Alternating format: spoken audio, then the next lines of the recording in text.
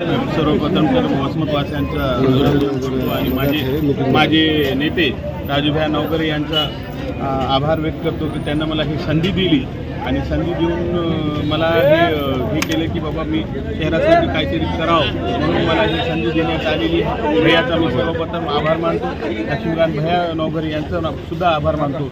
शहर अध्यक्ष आमचे मुजीब पठाण यांचा आभार मानतो. प्रत्येक कार्यकर्ता ज्याने माझ्यासाठी निवडणुकीमध्ये व आता याच्यामध्ये परिश्रम घेतला त्यासाठी मी सगळ्यांचा आभार व्यक्त करतो. आणि नक्की भैया साहेबांनी जे विश्वासानं मला उपदेश केलं मी ते सगळं करून दाखवायची हे करू.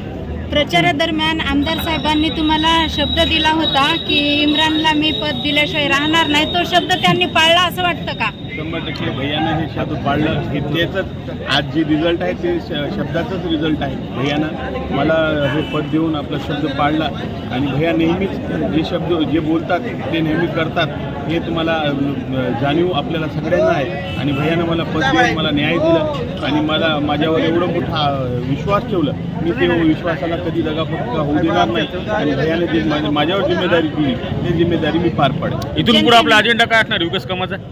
पहिले सुरू तर आमचा अजेंडा आहे स्वच्छता व पाणीकडे आमचं लक्ष राहील.